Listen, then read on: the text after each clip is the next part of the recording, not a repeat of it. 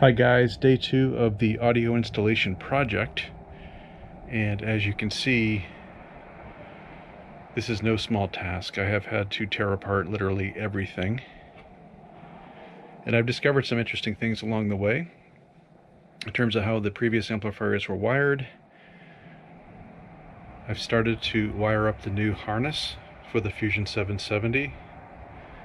I have to purchase some larger interconnect cables that will connect the Fusion head unit to the amplifiers that will be located in the closet.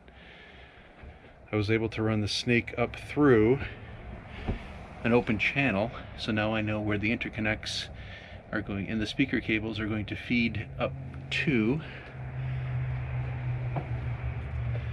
And behind there is the opening, and there's the other end of the snake.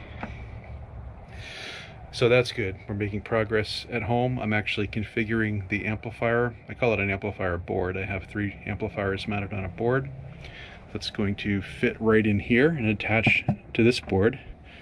So I'm going to do some of the work at home to configure the amplifiers. So I'm hoping that at some point it will be a plug-and-play situation. What's interesting is when the amplifier breaker is turned on, it actually powers a solenoid, and you're probably not going to see it back there. It's really tough. Maybe you can. It's on the left hand side there. It's silver. So what happens is the solenoid activates when you turn the amplifier breaker on. That then energizes the other side of the solenoid, the output side, and that's what was sending power to the amplifiers. There were 2 Kenwood amplifiers here. Well, one's still remaining. I think I'm just going to leave it. I'm not sure yet. Actually disconnected the amplifier feeds from that solenoid, so it's safe now. But what I'm going to do is I'm going to run the not the main power feed to the amplifiers here, but I'm going to actually just run that 12-volt signal to the amps, which is what your head unit would be normally connected to, so that the amplifier is energized when the head unit turns on. So that's going to be my on control circuit, but the main feeds to the amplifiers will come from the battery in the engine compartment that I'll be installing, and that'll be wired to a separate switch, and I'll have everything fused and protected. So that's going to be the plan.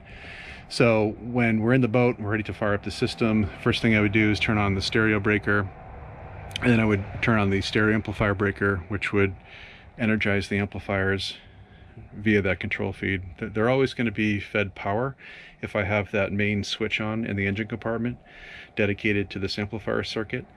So just a reminder to myself when I leave the boat, just to turn that switch off in the engine compartment. I guess there's no harm in leaving it on. The amplifiers won't come on unless this breaker's on. Okay, so what I'm going to do is I'm going to run the interconnects from the head unit down through this back channel. I'll put everything in this wire loom.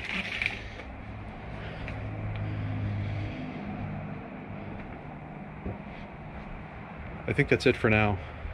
Day 2 wrapping up. Thanks. Stay tuned.